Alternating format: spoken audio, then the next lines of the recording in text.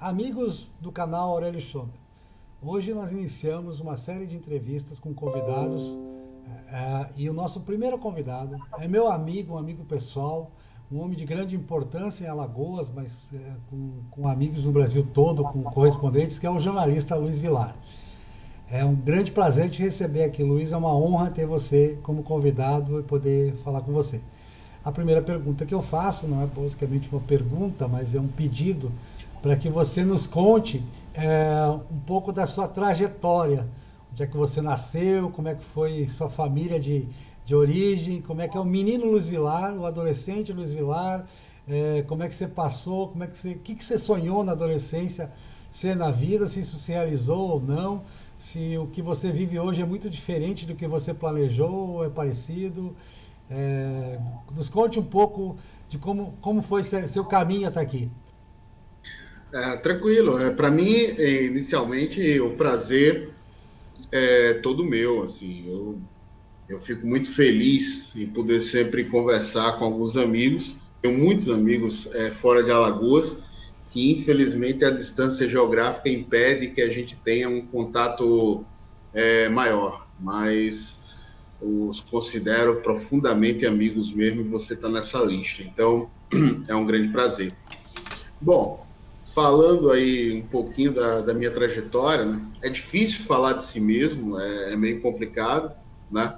Mas eu sou natural daqui de Maceió, Alagoas, nasci em Maceió, mas eu costumo dizer que eu nasci em Maceió por acaso, porque é uma cidade que bate muito forte no meu coração, é uma cidade aqui de Maceió, que apesar de ter o maior território de Alagoas, do ponto de vista do território urbano, é uma cidade pequena, que é a cidade de Mata Grande, no profundo sertão alagoano. Então, sempre considerei que por essas veias correm sangue sertanejo, porque a origem da minha família é de lá, né? E aí, nascido em Maceió, cheguei muito tempo na infância a morar em diversos municípios, né, do interior, por conta da profissão do meu pai. Então, conheci um pouco da realidade do interior do estado, que é algo que eu também carrego comigo. Eu tenho uma paixão muito grande por aquilo que muita gente define como sendo a província, né? Eu passei a acreditar quase que por instinto e hoje de forma mais consciente que a grande beleza da vida é você conseguir ser o homem comum, ao lado de pessoas comuns, com convicções e valores e hábitos que são praticados diariamente para que se estabeleça aí o contato das virtudes entre os seres humanos. Isso hoje, para mim, é uma busca muito forte. Né? E eu redescobri que essa essência já era plantada em mim na infância por ter convivido com muitas pessoas que vulgarmente a gente define como gente simples, né? Mas que eu acho que é uma gente rica. A simplicidade da vida ela tem uma riqueza e uma beleza profunda. A partir dessa infância, estudei em diversas escolas, porque tudo ia conforme a mudança de endereço profissional do meu pai, né? Até chegar na adolescência, que é quando eu comecei a viver em Maceió, ali no início da adolescência, né? O que eu projetava para mim nessa adolescência, que é quando a gente começa a pensar um pouco naquilo que vai ser quando crescer, né? Como diz a história. Se bem que eu não cresci, continuei com 1,68 m depois dos 15 anos até hoje, né? Imagina. Mas, Tenho mas certeza assim, que entre os seus desejos estava crescer um pouco mais. tava a tentar crescer um pouco mais, mas eu não cresci. Mas, enfim, aquilo que eu queria ser na fase adulta, né? Eu me encantava com duas coisas, cara. Primeiro, com comunicação, sempre me encantou muito trabalhar com a área de comunicação, não necessariamente com jornalismo. Pensei já em marketing, publicidade, ou até mesmo no sentido de dar aulas, tanto que cheguei a dar aula até de física e matemática durante uma determinada época. Mas, assim, o me comunicar, tentar deixar claras as minhas ideias no mundo, receber influências que possam corrigir essas ideias, tratar as minhas opiniões achicotadas, sempre foi algo muito forte, assim, algo que me encantou muitíssimo na vida. E, em função disso, eu acabei escolhendo fazer dois cursos, né? Um de letras, que eu não concluí, fiz quase o curso todo, mas não concluí, e o outro que foi o curso de jornalismo. Nesse processo, passei por aquilo que hoje se chama de doutrinação, né? Não tinha um pé no marxismo, aliás, não era marxista, mas por conta do existencialismo, acabei flertando muito com a esquerda, porque na época de faculdade eu fui muito influenciado por pensadores como Nietzsche, Sartre, Albert Camus. Então o niilismo, né, o absurdo existencial, como diz o Albert Camus, né, essa dúvida eterna de se a vida valia a pena ou não, porque o Camus coloca que a única questão filosófica é você decidir se vale viver, e a partir daí você tentar construir uma essência para a sua existência, né? Uma busca de sentido, sempre me marcava profundamente. Então eu tenho uma visão muito materialista do mundo. E isso me marcou muito na fase adulta. Eu consegui realizar, sim, do meu ponto de vista, essa história de conseguir marcar as minhas ideias no território que eu ocupo, tentar discuti-las como eu posso. Eu acho que eu tive êxito nisso, né? Porque eu participo do debate público aqui em Alagoas e, de certa forma, ele tem uma reverberação, né? Teve até, durante algum tempo, uma reverberação nacional, em função de alguns destaques que eu tive, mas sempre, nunca pela vanglória ou nunca pela vaidade, mas por achar que é necessário esse processo da exposição em defesa daquilo que se acredita.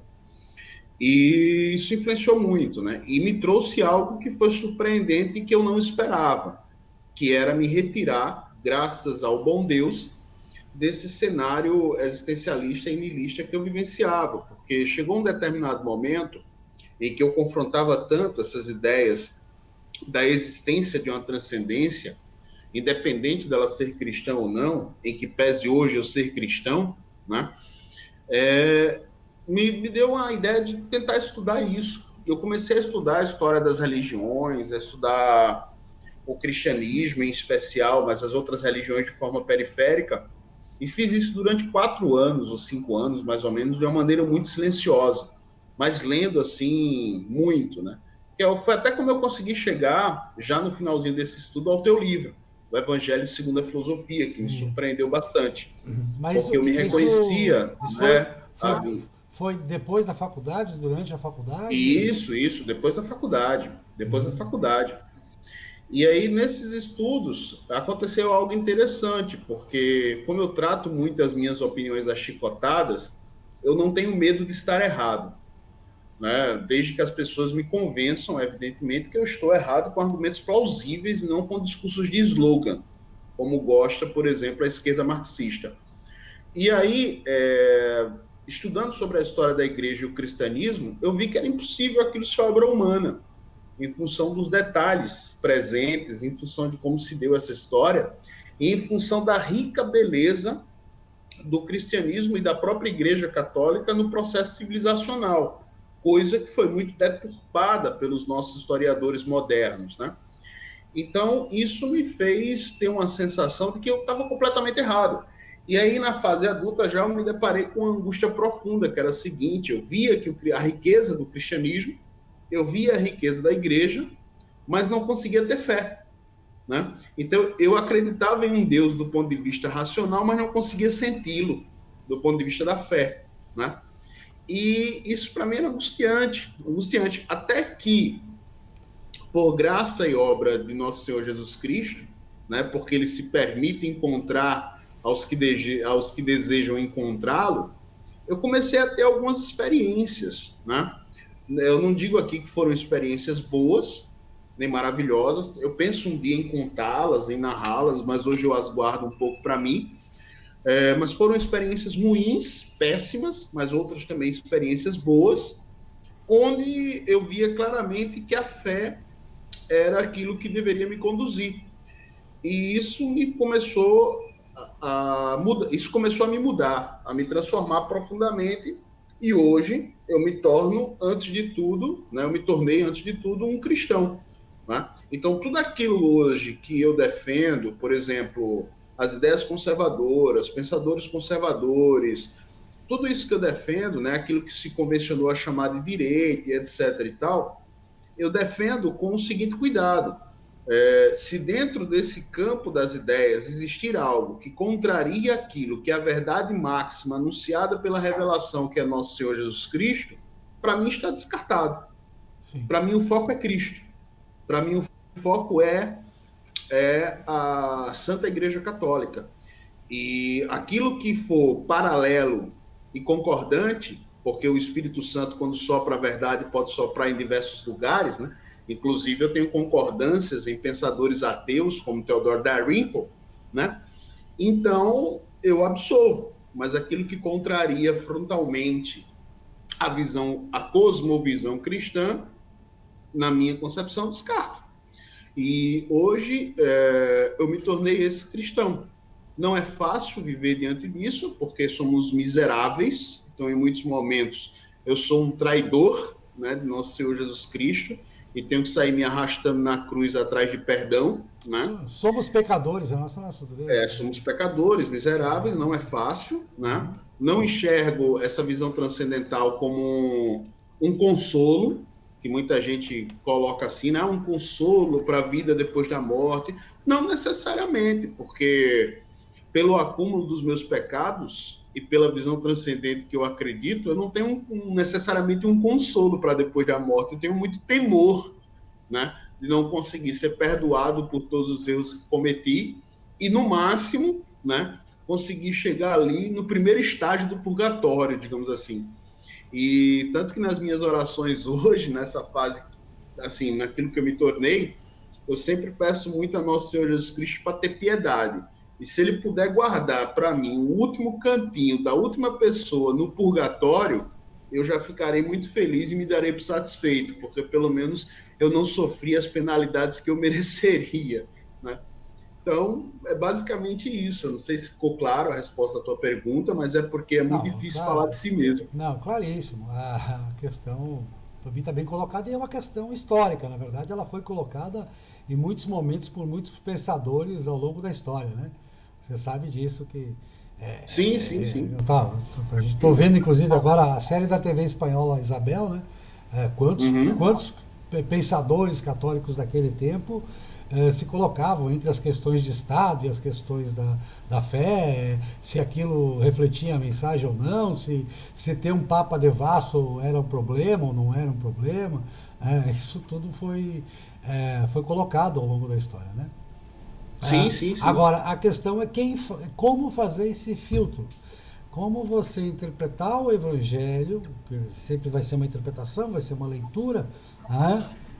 A igreja teve uma época que nem recomendava essa leitura diretamente pelo crente, pelo fiel, para não confundi-lo, né? Deixar isso aos sacerdotes. Como é que você faz esse filtro do que dentro de uma atitude conservadora ou de direita, ou seja lá o que for, seja lá que Excelente disputa, pergunta. você tem que arbitrar, né? Como é que você faz esse filtro? Excelente pergunta, excelente pergunta. Tem um tripé no qual a igreja se apoia. Eu vou tentar ser objetivo, porque isso levaria muito tempo, inclusive, para entrar no detalhe. E esse tripé é a tradição, o magistério e a palavra. Né? E a palavra que você falou aí é a Bíblia, aquilo que está escrito nos evangelhos, etc. e tal. Só que a gente tem que compreender que essa tradição e esse magistério antecede a palavra. Porque quando nosso Senhor Jesus Cristo prova, né, ser a revelação com a ressurreição, né, você começa ali a ter toda uma herança do cristianismo primitivo em tentar levar e em buscar levar com êxito a mensagem de Cristo. Né? Nesse processo você tem Saulo de Tarso se convertendo em Paulo, você tem uma série de coisas. Você tem um documento histórico importantíssimo para o cristianismo, que é o Didaquê, né, que é considerado o primeiro catecismo, onde aborda ali questões antes mesmo da Bíblia, por exemplo, já condenando o aborto, antes mesmo da Bíblia, né? Até você chegar ali por volta de 300 e pouco, que é quando você tem a formação daquilo que seria o cano, porque evangelho existiria aos montes. E essa formação do cano só se dá da forma perfeita como se deu, porque antes você já tinha uma doutrina baseada na revelação, né? Que ela era uma questão apostólica. E sem essa Bíblia já pronta, esses próprios apóstolos já combatiam algumas heresias, né? Tanto que a gente tem o credo apostólico, que é uma oração curta, que já combate tudo aquilo que é uma visão herética do cristianismo. E se você amplia, você vai encontrar esse mesmo credo, só que de uma visão mais ampliada, que é o credo niceno-constantinopolitano, já Sim, sim. pensado ali a partir dos concílios. Então, olhar para a igreja e tentar compreender, para quem é católico, aquilo que está dentro de uma cosmovisão cristã ou não, é preciso que isso seja analisado primeiro por esses três pilares: tradição, magistério e a palavra, né? Esses três pilares estão debaixo da revelação. Como eu falei, Santo Tomás de Aquino já colocava muito isso, né? A importância dessa revelação para você conseguir ordenar todo o processo de conhecimento. Onde é que está a verdadeira riqueza da igreja? É que não existe contradição nesse processo histórico. Todos os documentos da igreja, absolutamente todos, que são públicos, a doutrina social da igreja, o direito canônico e por aí vai, todos esses elementos, assim como os dogmas que estão debaixo da revelação, eles confluem para essa tradição, para esse magistério, para essa palavra. Então você tem um ciclo fechado, tá? Por exemplo, não existe questionamento a ser feito prático sobre a vida, sobre a existência, sobre alguns conceitos, que a gente não encontra essas respostas nesses documentos, daí a crença do católico na infabilidade, né, porque ela se dá justamente quando se fala da doutrina, não necessariamente quando o Papa emite qualquer tipo de opinião, porque a opinião ele pode ter qualquer uma, assim como comportamento, tanto que nós tivemos papas terríveis, inclusive alguns considerados antipapas, mas nenhum deles nunca meteu a mão nessa riqueza. Essa riqueza ela sempre foi produzida de maneira coerente por mais de 2000 anos. E naquilo onde nós não encontramos determinadas respostas, porque obviamente, né, você tem uma infinita complexidade humana, nós falamos da misericórdia divina, do amor divino, né? Nós entramos em determinados conceitos aonde você pode observar as coisas a partir daquilo que são as visões teologais, fé, esperança e amor, na tentativa de solucionar alguns desses problemas. Tanto que, por exemplo, São Paulo, nas cartas, ele toca em pontos que não necessariamente foram tocados por Cristo, mas ali você tem uma visão Sim, vai. cristã, que está extremamente coerente com aquilo que foi pregado anteriormente a Paulo, né? E veja que coisa maravilhosa, né? Que eu costumo dizer, como a igreja se compõe na história, né? Eu não tenho medo nenhum de dizer que a igreja teve papas ruins, porque se você for pensar lá atrás, nosso Senhor Jesus Cristo teve 12 apóstolos. Um deles o traiu, né? 12 discípulos, um deles o traiu, que foi Judas, ficando apenas 11. E como a vida de Cristo é um memorial de Israel e Israel tem 12 tribos, era preciso que houvessem 12 apóstolos, que existissem 12 apóstolos. E não são os próprios apóstolos que vão buscar o 12º. Quem recompõe a igreja, mesmo depois da ressurreição, é nosso Senhor Jesus Cristo, quando ele traz o pilar que faltava, que é Paulo. Veja que coisa belíssima. E exemplos como esse você vai encontrar o tempo todo na história da igreja, quando você decide estudar profundamente sem se prender a esses autores materialistas que tentam deturpar a igreja católica, você sempre vai observar esses acontecimentos e essas correções, assim bem como o cumprimento de algumas profecias. Nosso Senhor Jesus Cristo, Deus e o Espírito Santo sempre foram fiéis. Quem não consegue ser fiel o tempo todo somos nós, né? E assim como eu tenho a minha miserabilidade, os meus espinhos na carne, um padre tem, um papa tem, né? Agora, qual é a nossa tarefa sobre a terra quando a gente se vê católico, se vê cristão? É buscar essa santidade, como nós podemos, avançando nas moradas interiores, como diria Santa Teresa. É tarefa fácil? Não. Significa que todos nós vamos alcançar? Não. Mas ao longo da história, as pessoas que alcançaram, que são ditas santos, formaram os dois pilares da igreja: os mártires em nome de Cristo e os heróis que sustentaram essa tradição, esse magistério, essa palavra ao longo da história. Nós somos as pessoas entre essas colunas.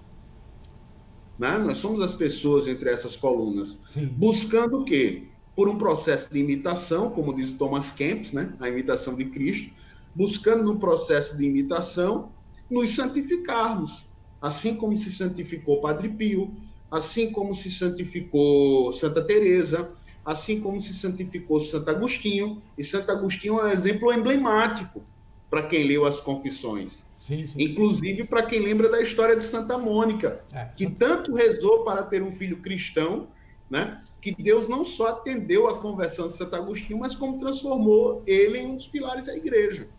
Essa história ela é magnífica. É claro e evidente que nós, como somos falhos, em muito momento erramos. E aí é preciso acreditar no seguinte: a ação humana não pode estar dissociada da oração com confiança em Deus, para que a nossa mente, nesses momentos, sejam iluminadas, apesar das nossas misérias.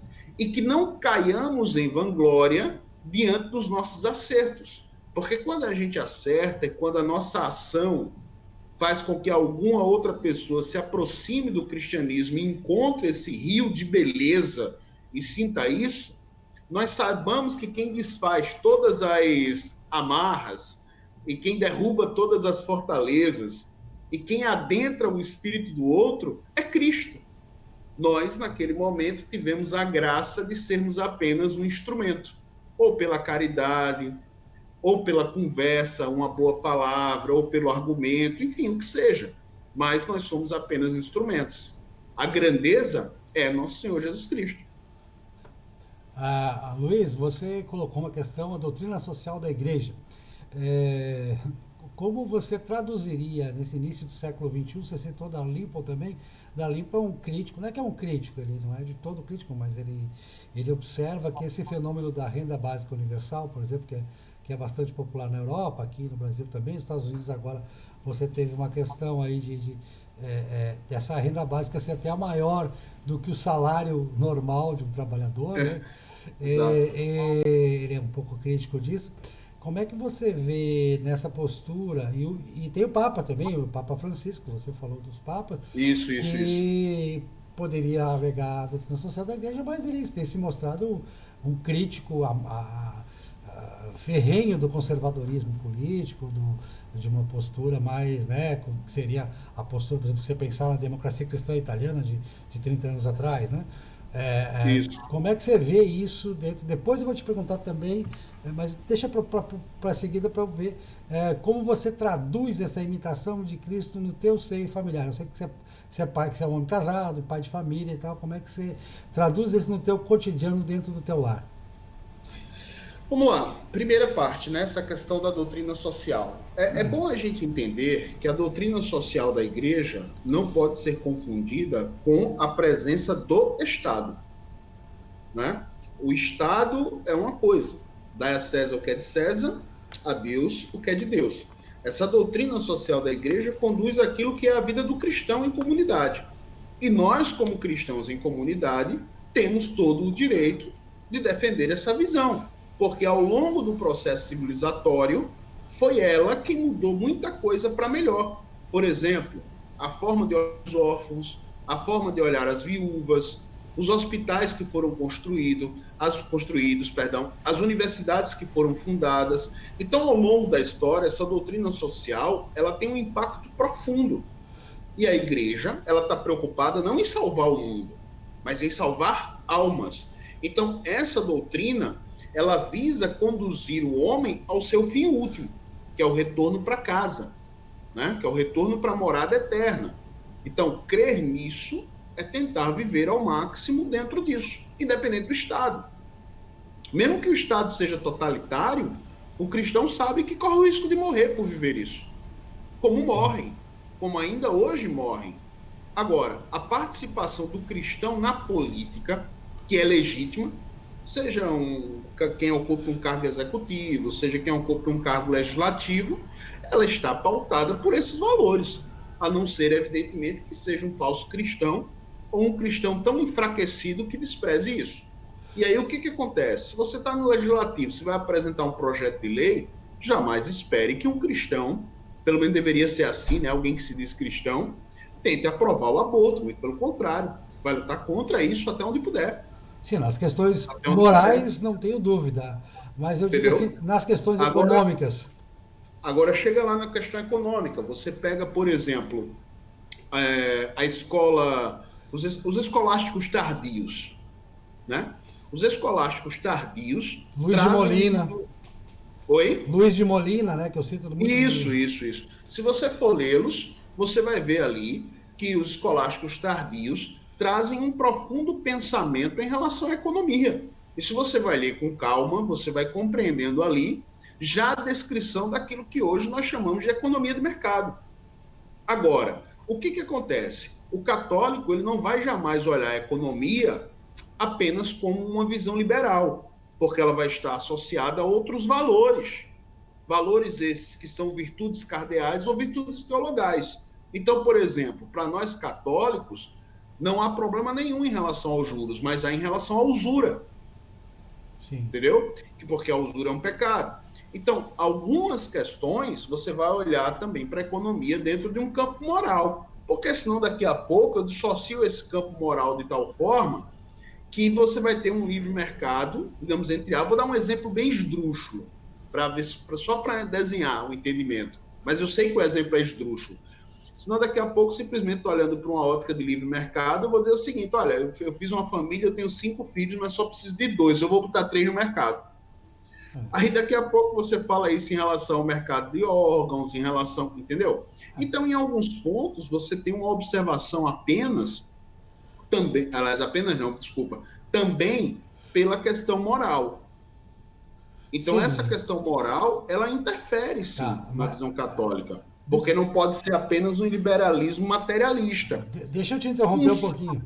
Ah, Posso te interromper só para não perder a questão da diferença sim, sim, entre sim, claro. juros e usura. Eu não tenho dúvida, eu vou mais longe até que você, eu digo que o livre mercado sem valores morais, para impostos a uma sociedade, ele simplesmente é inviável, ele não funciona, ele jamais será livre. Mas qual a diferença entre juros e usura? Eu quero entender essa parte. Não, a concepção do pecado, né? Você tentar se aproveitar de uma determinada situação, onde você detém um bem, o seu irmão precisa daquele bem, né? Você não está precisando. Eu estou dando um exemplo para tentar ficar mais claro. Você não está precisando imediatamente daquela quantia de recursos e aí você empresta. Então veja, é natural que o dinheiro, como qualquer outra mercadoria na nossa economia moderna, tenha sobre ele o valor do tempo. Então, quando aquele irmão vier me devolver esse dinheiro, ele vai me devolver no valor correspondente ao momento no qual eu emprestei. Essa é a ideia dos juros, né? A Sim, usura é eu aproveitar desse tipo de situação para querer cobrar que aquele meu irmão me devolva o dobro. Ou então, dentro de uma determinada economia, eu me aproveitar da fragilidade de algumas pessoas para cobrar coisas exorbitantes pelos produtos que eu estou vendendo. Agora, aí eu estou falando de uma visão particular minha, eu não acho que o Estado deva interferir nisso por meio de lei. Porque quando você faz lei para essas coisas, muitas vezes você acaba piorando ainda mais a situação, porque você amarra o processo. E você torna o não, Estado lógico. detentor da economia. Não, mas o Estado faz Isso, isso via política econômica também, via Banco Central. exatamente, exatamente. Então aí é outra discussão. O que eu estou falando é que se eu tenho uma visão cristã, se eu sou um cristão, eu tenho que compreender que é meu dever não agir assim. Eu não posso ser um usurento em relação à dificuldade do próximo. Entendeu? Sim. Então, assim, há um limiar, é óbvio, para você discutir essa questão, mas é uma aplicação de uma visão moral sobre os fatos. Bom, Não sei se ficou claro. não, ficou claro sim, eu gostei, Luiz. Agora, é, eu vou voltar ao ponto que a gente começou lá na frente, né? Você colocar que, se você, vamos fazer assim, se você fosse presidente hoje do Brasil, né, plenipotenciário, se entendesse com o Congresso, que eu acho que se entendendo com o Congresso dá para ser plenipotenciário dentro desses limites, né? Uhum. Eu e você gostamos muito de política e sabemos, né, que os congressistas também são eleitos. É preciso conversar com eles e compreender Isso. essa representação popular. A gente é crítico, talvez, do modelo de eleição, mas reconhece a legitimidade, né? Se você fosse presidente com esse entendimento, o que você proporia de diferente em relação, não ao governo atual, não quero entrar nessa discussão, em relação ao que se fez no Brasil, a história. Eu não sei se você leu a primeira versão do História do Brasil Vira-Lata e não sei se leu a segunda, porque na segunda eu trato das questões econômicas, né? E uma dessas questões é que nós sempre pagamos juros muito altos porque nós não fizemos poupança. Quando não há poupança, pela lei da oferta e procura, os juros da economia real são... Nós estamos vivendo agora um momento único, né, de juros reais negativos. É um momento diferente na nossa história, mas por uma questão legal também, do funcionamento da garantia do Estado de Direito, do funcionamento do nosso judiciário, segurança jurídica, os juros privados são muito altos em função da falta de garantias do recebimento das dívidas, né? Isso também é patente na nossa história. Isso é um grande problema na nossa história brasileira e foi um dos entraves ao nosso desenvolvimento.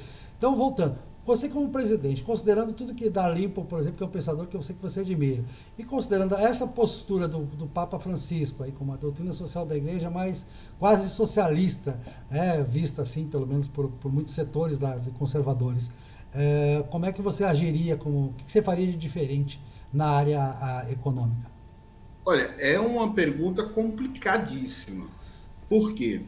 Porque uma coisa é você dar uma opinião prevendo um cenário ideal, que é o que eu posso descrever aqui, né? O que eu faria dentro de um cenário ideal. Outra coisa é quando você chega ao poder executivo, porque você lida com dificuldades e obstáculos no processo da presidência, independente de quem seja o presidente, né? Que entra em cena as negociações. Então, muitas vezes você quer fazer 100, mas só consegue fazer 70, ou até menos, em função desse processo com o qual você lida. Porque numa democracia, você muitas vezes não elege forças, digamos assim, que estão irmanadas no mesmo pensamento, né? Então, é um jogo de interesses complicado. Mas vamos lá. Do ponto de vista teórico, tá? Vamos dizer assim, se fosse possível, sem tantos obstáculos, eu acho que o Brasil tem que ter uma celeridade num processo de uma série de reformas, para você poder fazer com que, dentro do ambiente econômico, que é a sua pergunta, as coisas melhorem significativamente, tá? Nós precisamos, portanto, eu vejo 4 pilares, dos quais apenas um foi feito e, mesmo assim, tem prazo de validade, que é a reforma da Previdência. Mas eu acho necessário a gente ter uma reforma tributária, no sentido da simplificação e redução dos tributos, uma reforma administrativa, para acabar gradativamente com essa coisa do serviço público ser uma casta.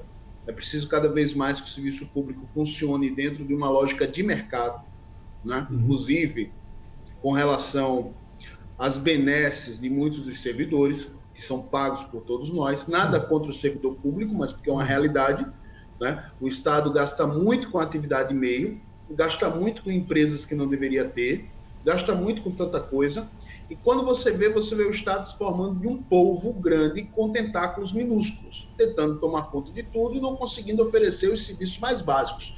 Então, nesse sentido, uma reforma administrativa que caminhasse para uma redução do Estado, diminuindo os gastos públicos, diminuindo os impostos para que você pudesse arrecadar mais no todo, menos de cada.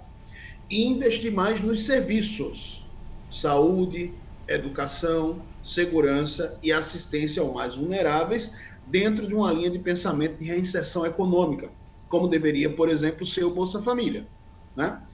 Depois, nesse sentido também, uma reforma de pacto federativo. É preciso descentralizar poder para explorar mais as potencialidades regionais.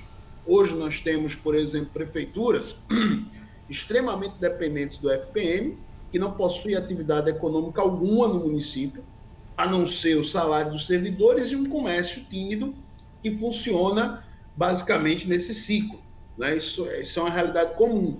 Então, alguns municípios do Brasil são municípios falidos, porque possuem apenas 10% talvez de arrecadação própria e as outras porcentagens são apenas repasses. Na média é menos que isso. Só para te dar um então, dado, municípios, média é menos exato, que isso. então, muitos municípios que foram criados apenas na visão política. Então, esse pacto federativo ele é preciso ser pensado, né? E é preciso ser feito. É complicado fazer, mas é preciso ser feito, né? Isso é um dos pilares. E o outro, você tem uma profunda reforma que visasse liberdade econômica. O que você tem vários eixos, mudanças trabalhistas, mudança nas formas burocráticas como nós tratamos o empresário nesse país, entendeu? Então, assim, essas reformas, para mim, elas são primordiais. Associado a isso, eu sendo presidente, lutaria até onde eu pudesse por uma agenda de valores. Valores o quê? Correspondente àquilo que é a raiz desse Brasil profundo. Porque o que acontece hoje?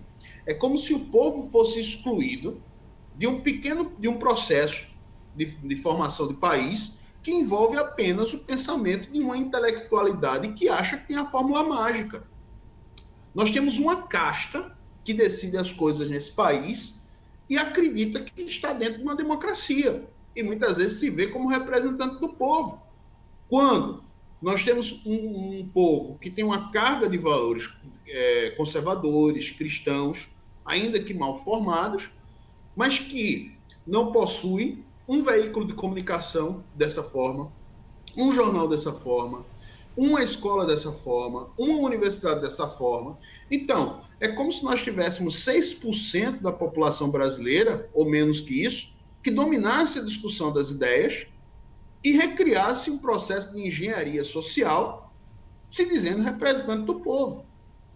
Então, onde é que está o povo no nosso processo democrático? E veja, não é nem uma ideia, né, de compreender o Brasil assim que nasce na intelectualidade de direita, nos tempos modernos, eu estou falando no século XX, porque isso é definido de forma muito bem por um intelectual de esquerda. Inclusive, salvo engano, um dos fundadores do Partido dos Trabalhadores, que é o Raimundo Faoro, quando ele fala da questão da visão do estamento. Então, confrontar esse estamento e tentar resgatar no Brasil aquilo que foram as suas raízes, também me parece ser uma possibilidade na presidência, porque ela é um símbolo que pode ser utilizado para isso. Agora, é claro e evidente que você não vai ter como impor isso por instrumentos de lei, mas você tem como tentar conduzir um processo para esse resgate. Porque é saudável na democracia que você tenha um confronto de ideias. Na democracia, ter direita, ter esquerda, enfim, ter correntes plurais de pensamento é saudável. O que acontece no Brasil hoje, infelizmente, é que você tem uma hegemonia de pensamento e aquilo que se chama de pluralidade no Brasil é um círculo fechado, onde qualquer coisa que esteja fora desse círculo já é denominada como sendo extremismo, ao ponto do Brasil achar, até pouco tempo atrás, que conservadorismo e liberalismo eram sinônimo de fascismo, sendo justamente o oposto. Então, veja, resgatar esse tipo de coisa no Brasil passa, inclusive, por mudanças profundas no Ministério da Educação. Né? Bom, Luiz, eu entendo que, inclusive, você tem uma resistência maior à pauta moral do que à pauta econômica, embora a resistência à pauta econômica. Agora, quando você fala de estamentos, você é um grande leitor, eu queria até que você falasse um pouco disso, de história, né? Eu sei que você gosta de história, né? História é um pouco de... Quem gosta de um pouco de todas as ciências, né? Porque para entender a história tem que entender sociologia, precisa entender psicologia, precisa entender de física, de tecnologia, de química, enfim, de medicina, né? Saber filosofia principalmente. Mas você sabe que a nossa realidade ibérica, né, isso vem de longe, isso vem lá das Astúrias, né, é esse estamento, o estamento é que nos trouxe até aqui, é o próprio sistema, né? No nosso caso é o próprio sistema. E nós não tivemos aqui o que houve na Inglaterra, que foi a Revolução Gloriosa. Né? Houve muita gente que defendeu isso. Se você pegar a Constituição de 1822, né, que era do Reino, né, se diziam lá os liberais, Adam Smith, mas na letra final da Constituição não saiu nada disso. Então a gente teve muitos defensores daqueles novos princípios ingleses de Adam Smith, que Adam Smith já falava de quanto o estamento milita contra o livre mercado, milita contra a prosperidade, milita contra a cooperação voluntária, que está na base disso tudo, né? Mas a tradição ibérica não cai disso. Eu acho que Portugal e Espanha hoje mudam um pouco isso, principalmente Portugal, né? Mas por atender regras que vêm de Bruxelas, não por sua própria vontade. Você vê alguma vontade no Brasil disso, de realizar essas transformações? Olha, primeiro, é difícil você enxergar alguma vontade, como você falou aí, porque as ideias no Brasil elas começaram a surgir há pouco tempo, né? Você tem, goste ou não dele, mas você tem eu gosto, mas as pessoas têm o direito de gostar ou não, né? Você tem a figura do professor Olavo de Carvalho que escancarou essa porta. E aí outras coisas foram passando por meio dessas ideias. E aí você tem um resgate de um pensamento que nem existia no Brasil. Porque, por exemplo, João Camilo Torres, praticamente esquecido. Meira Pena, praticamente esquecido. Então, pessoas que já mostravam os males desse processo no Brasil, inclusive Padre Antônio Vieira, né? Lá atrás mesmo. Não, e né? o próprio Luiz de Molina, se você pensar em termos ibéricos, né? O próprio Molina.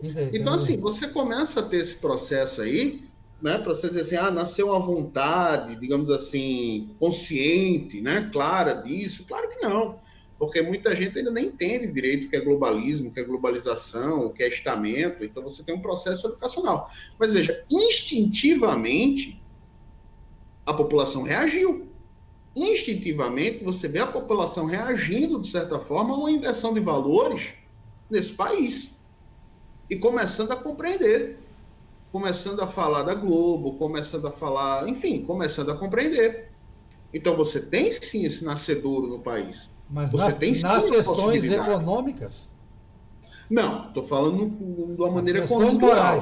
Agora, você tem que aproveitar esse momento, evidentemente, para começar a ter, não é o meu papel, né? Mas é o papel de quem tem capacidade e competência para isso, como, por exemplo, os livros que você fez aí de legado, você tem que começar a ter um processo de se registrar esse momento histórico e começar a buscar estudá-lo e explicá-lo e trazer para dentro dele efetivamente essas ideias. E esse debate começa a ocorrer no Brasil. Você tem no Brasil a formação de uma nova intelectualidade que não está posta naquele sentido de intelectualidade orgânica dada por Antônio Gramsci. Quanto tempo isso vai durar? No que é que isso vai dar? Eu não sei, eu não tenho bola de cristal. Mas eu vejo esse processo e isso me deixa, digamos assim, esperançoso. Não para a minha geração. Eu não acho que eu vá ver um Brasil diferente. Mas eu acho que os meus netos talvez possam ver um Brasil diferente caso eu os tenha. Desde que a gente comece a trabalhar por isso hoje. Desde que a gente comece a se engajar nesse processo hoje. Tá? E eu não estou falando aqui de mudar o mundo, de transformar, não é nenhuma utopia. Longe disso, eu tenho uma aversão a visões utópicas, porque todas dão em distopia. Eu estou falando de mudanças efetivas e práticas. De você conseguir criar um Brasil que combata essas castas, de você conseguir ter uma visão, digamos assim, da concepção de lei mais próxima daquilo que Bastiat colocava, que é preciso que você tenha uma legislação que proteja o indivíduo do Estado. Porque a tendência do Estado é sempre crescer. Sim. É um leviatã. Né? E quanto mais a tecnologia avança, mais você vê instrumentos de controle na mão dessas pessoas por meio do globalismo. Certo? Mas eu guardo, sim, uma visão esperançosa nesse sentido, em que pese muitas vezes eu ser pessimista, mas por conta do que eu vejo, cara. Assim, por exemplo, anos atrás eu jamais pensei em ver jovens de 16, 17 anos, né, chegando para mim e querendo perguntar e querendo discutir sobre esses conceitos, sobre a tentativa de entender o que é globalismo, sobre, enfim. Porque eu, com 16, 17 anos, eu era um abobado. Bom, eu era um cara fudido pela educação brasileira. Né? Você então, falou globalismo. O que é globalismo? Vamos tentar conseguir. O teu entendimento do que seja, né?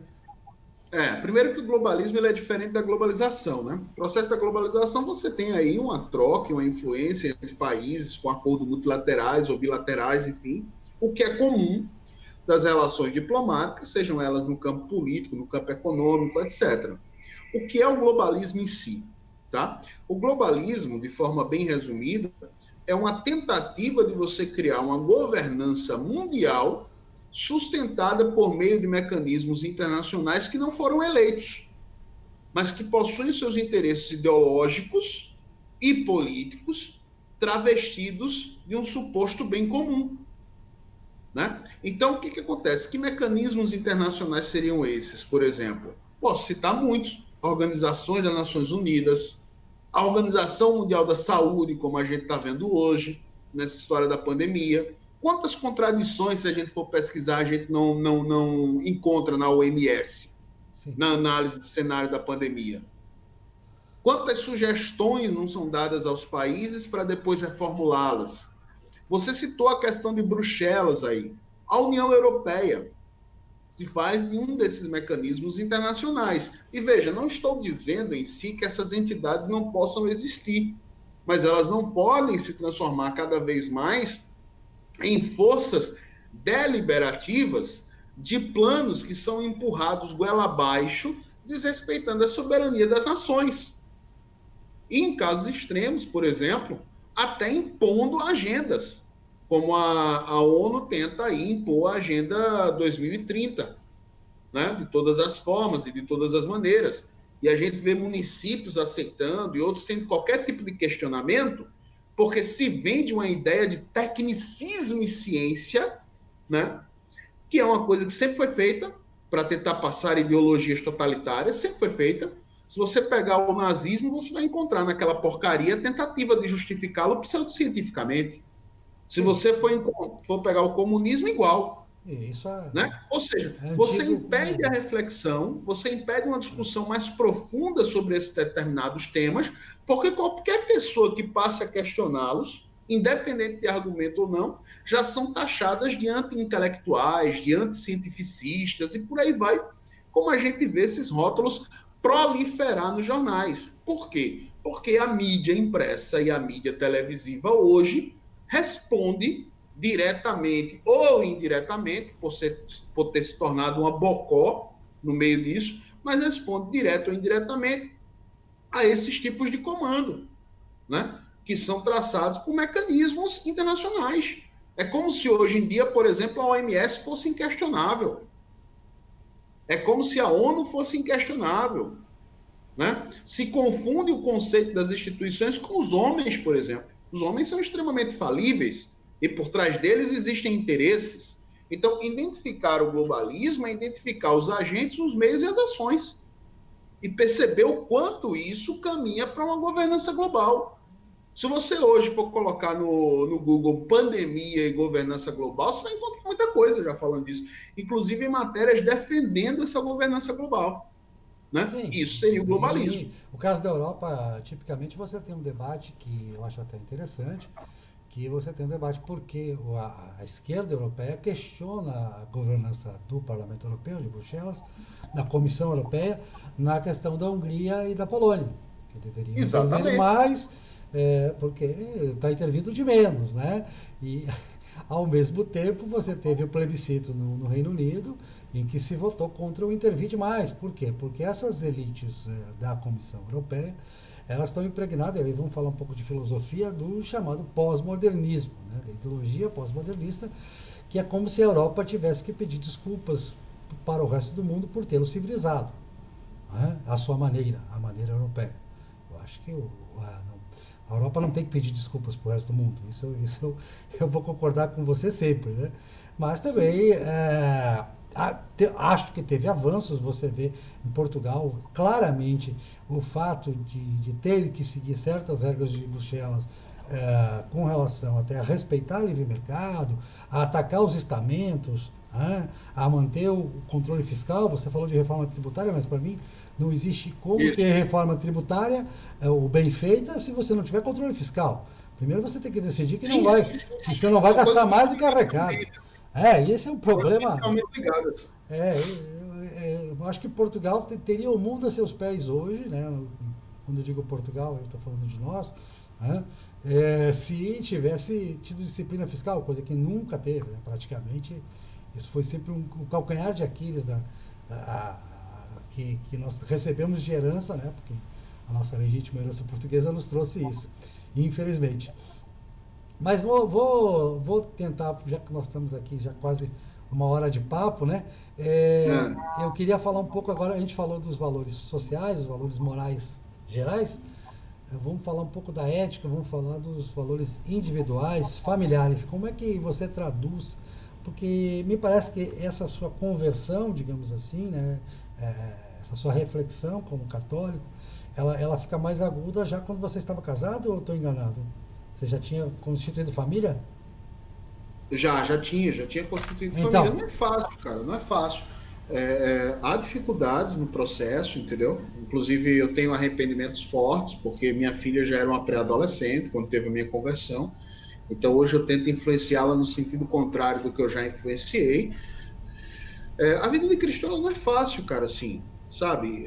Eu não sei muito traduzir isso numa vida doméstica, do ponto de vista de dizer conselhos, porque cada situação é uma situação, e às vezes você não tem uma fórmula pronta e mágica para aquilo, né? O que eu posso dizer é o seguinte: eu tento ser o melhor pai possível dentro dessa concepção cristã, eu tento ser o melhor amigo da minha família possível, né? E compreender que o meu papel é morrer pelas pessoas que eu amo, caso necessário seja, porque você só morre por aquilo que se vive, né?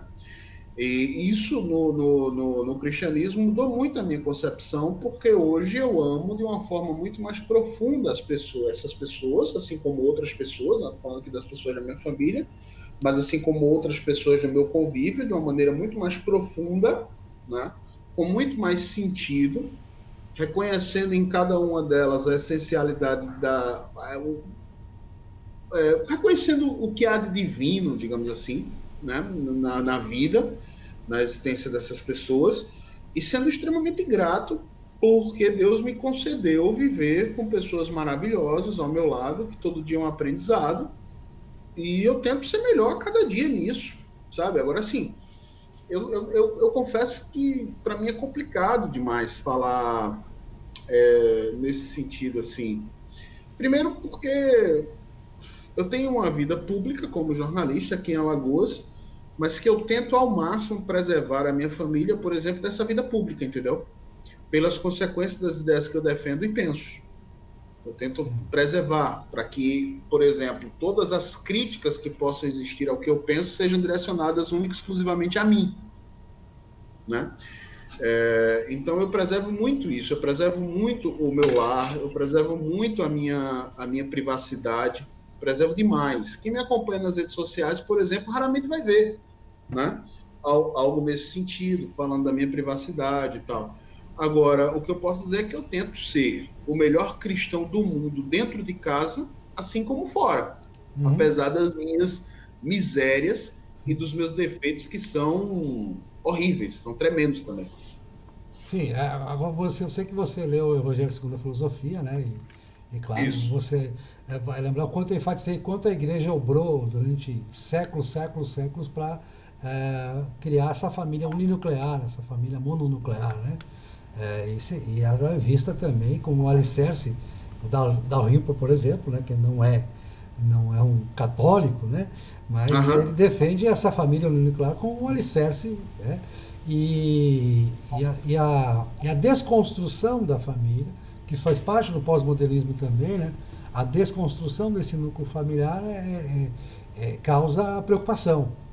Você, Sim, sim. é, Inclusive, isso é uma bandeira minha dentro da minha família, né? Não permitir essa. Independente do amanhã. A gente não sabe, amanhã posso morrer, pode acontecer a dissolução da família, enfim, ninguém está livre disso no mundo moderno. Né? Ninguém está livre disso no mundo moderno. Agora, eu tento, de todas as formas possíveis, manter esses laços e tentar lutar contra isso dentro da minha casa. A entrada da ideologia de gênero, a entrada de visões progressistas demais, né, no sentido, como você falou aí, dessas bandeiras e tal. que só vem mesmo, no final das contas, a desvalorização daquilo que é uma célula, como você bem falou, da igreja, porque faz todo sentido. É a guardiã da tradição. Né? Cada lar deveria ser uma igreja doméstica, né? Na minha Sim, concepção. sim. Agora, não vou dizer que isso é fácil de se fazer. Não é fácil para nós cristãos, né? Imagina para o cara que estiver chegando agora, por exemplo. Então, na janela, né? Então, assim, é difícil, porque as próprias pessoas possuem velocidades diferentes para compreender determinadas coisas. Deus atua de forma diferente com determinada pessoa. Você conciliar isso, né? A família requer concessões, né? Então, assim, não é um processo fácil, mas eu concordo plenamente com isso que você está dizendo. E quando eu digo que eu tento ser o melhor cristão possível dentro de casa, é justamente no sentido de preservar essas coisas. Sim. Você falou lá no começo, lá no início, falou da profissão do seu pai, só não disse qual era a profissão. E aí eu vou Ah, meu aproveitar pai era para. bancário. Ah, era bancário, Meu pai sim. era bancário. E aí, como é que foi isso na sua criação, na família de origem? Era uma família uninuclear, mononuclear, né? Como é que é? Tradicional? Não sei. Como é que era a sua Isso. família? Você tinha quantos irmãos? Como é que foi isso? Eu tenho dois irmãos, porque meu pai teve 3 casamentos, né? Hum, Meu pai teve o primeiro casamento com a minha mãe, e nasceu eu e minha irmã. Meu pai teve o segundo casamento, nós temos um irmão desse segundo casamento, e no terceiro casamento meu pai não teve filhos, né? sim, Então eu tenho 2 irmãos, um irmão e uma irmã, né? Mas tivemos um lar muito belo, cara. Por exemplo, mesmo meu pai tendo se divorciado, e minha mãe, né, aos acho que 15 anos de casamento mais ou menos, nós nunca deixamos de ser família, sabe? Meu pai sempre foi muito presente, minha mãe também. E meu pai era um cara que tinha uma intelectualidade fantástica, profundo conhecedor de história e filosofia, tinha uma fé muito grande. Por isso que eu falo que ninguém está livre desses processos da vida, em que muitas vezes você faz um projeto e daqui a pouco você não está mais nesse projeto, porque aconteceu alguma coisa, enfim, né? Agora você tenta ao possível lutar para mantê-lo de pé, né? Porque você sabe a importância dele. Então, mesmo com a dissolução do casamento dos meus pais, nunca houve a dissolução da família, sim. sabe? Meu pai foi presente em tudo, minha mãe também, muito presente. Foram 2 abnegados na criação dos filhos. Assim como no segundo casamento, meu pai foi um abnegado da criação do meu irmão. E assim como no terceiro casamento, meu pai foi um abnegado protetor de sua esposa, entendeu? Então, assim, e sempre foi protetor muito grande das famílias que, digamos assim, que ele formou, né? E isso sempre foi muito presente, assim, não havia nada, uma dificuldade, um socorro que meu pai, quando vivo, não estivesse presente, seja para me atender, seja para atender a minha irmã, seja para atender até a ex-esposa, que no caso era minha mãe. Isso foi uma convivência saudável, assim, porque a base dessa família, do passar dos valores, da tradição, etc. e tal, se deu muito sedimentada no amor. Eu costumo dizer que se eu for 1% do pai que meu pai foi para mim, para minha filha, eu já me dou satisfeito, cara. Ah, ótimo. Sabe? Eu já me dou satisfeito. É Assim. um Meu bom pai foi, exemplo, né? meu pai foi um paizão. Meu pai foi um cara que eu devo tudo a ele. Eu devo o meu gosto pela leitura a ele. Eu devo muito dos meus valores que eu carrego a ele, enfim, eu devo muito ao meu pai. Devo muito à minha mãe também, Sim. né? Minha mãe também foi uma guerreira, uma lutadora, que mostrou sempre a possibilidade de se reconstruir, apesar das dificuldades que enfrentou. São as 2 pessoas hoje que eu mais sinto saudades na minha vida, porque morreram, né? Faleceram, meu pai e minha mãe já faleceram, né? Sim. E me fazem muita falta, assim, pelo que eles eram. Eram 2 alicerces de uma família que, na minha visão, prosperou, porque criou 2 filhos que sabem enfrentar o mundo, eu e minha irmã, apesar das dificuldades, né? Apesar de não termos as melhores condições materiais do mundo, digamos assim, porque vivemos como a maioria dos brasileiros, né? Naquela classe média que se come, né? Sim. mas nunca nos faltou nada, cara. E Uhum. nossos pais nos ensinaram a enfrentar essas dificuldades com dignidade e apoiados nos valores cristãos na fé. Apesar de eu só ter compreendido isso que meu pai tanto dizia um pouco mais tarde, né? Sim. Porque infelizmente fui influenciado demais pelo existencialismo durante algum tempo. Mas assim, eu tenho uma profunda paixão pelas lembranças que eu tenho quando eu lembro da maneira como eu e minha irmã fomos criados. Tanto que até hoje eu e minha irmã somos muito unidos. Mas você sempre foi jornalista? Sempre trabalhou só com jornalismo? O que que você trabalhou? Não, Conta, não, não. conta um pouquinho Meu primeiro. para a gente Meu, encerrar. Conta um pouquinho da sua trajetória profissional, trajetória de vida. Saiu da meu, meu faculdade? primeiro, meu primeiro trabalho foi como professor. Eu ensinava matemática e física. Meu primeiro trabalho.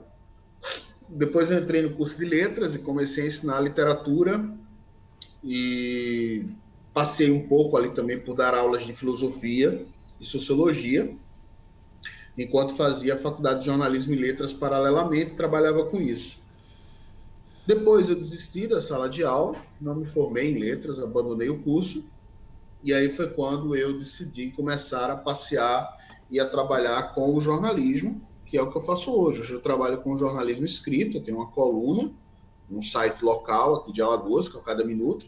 Eu sou editor-geral de um jornal local, que é o Jornal das Alagoas, e tenho a consultoria política, né? Eu tenho um trabalho com consultoria política, que antigamente eu empregava algumas pessoas nisso, mas devido à pandemia não deu, né? Tive que reduzir custos e tal. Mas presto essa consultoria política para um deputado estadual daqui, né? E basicamente isso. Basicamente isso. No jornalismo já passei por vários veículos, nacionalmente também, né? Por alguns veículos da mídia alternativa, né? Digamos assim. Mas basicamente essa é a minha trajetória. Agora, na maior parte do tempo, eu posso dizer o seguinte: a maior parte da minha vida profissional foi o jornalismo. Tanto que eu acho que aí, 2000 e. Tenho 17 anos, mais ou menos, 17, 18 anos de jornalismo, mais ou menos. Ótimo. Beleza. Bom, eu vou te deixar à vontade agora para você deixar suas mensagens finais aí, falar o que você quiser, deixar você bem à vontade, né? Ou seja, você tem uma facilidade enorme de comunicação, maior que a minha, inclusive, né? Ah, que é isso. Você é profissional, eu não, né? Eu fui jornalista Não, provisionado por muito pouco tempo na minha juventude, mas não mais que isso. pô, eu primeiro agradeço imensamente a você pelo convite. Espero ter cumprido a missão, né? Missão dada, espero ter sido missão cumprida aí. Eu falei muito do cristianismo. Se tocar alguns dos nossos interlocutores aí, telespectadores, internautas, enfim, se tocar alguma dessas pessoas, saibam que eu sou só instrumento. Quem tocou vocês foi nosso Senhor Jesus Cristo por meio de mim. Então, toda a glória e toda a honra para Ele. Só tenho a agradecer assim, imensamente essa oportunidade. Para mim é uma honra, sobretudo diante das duas obras que você escreveu, que eu admiro bastante. Assim como admiro muito a forma de você pensar publicamente na internet. Isso me ajuda muito, mesmo nos momentos em que temos uma discordância ou outra de visão de mundo, né? Como Sim, a gente já conversou lá atrás, olha, alguns pontos do Evangelho da Filosofia me incomodaram, mas é um lógico. incômodo bom, um incômodo gostoso, porque é aquele incômodo que faz você repensar o que você pensa, entendeu? Eu acho isso muito maravilhoso. E eu espero que esses bate-papos que você está iniciando agora, né, e que vão prosseguir, sirvam nesse sentido.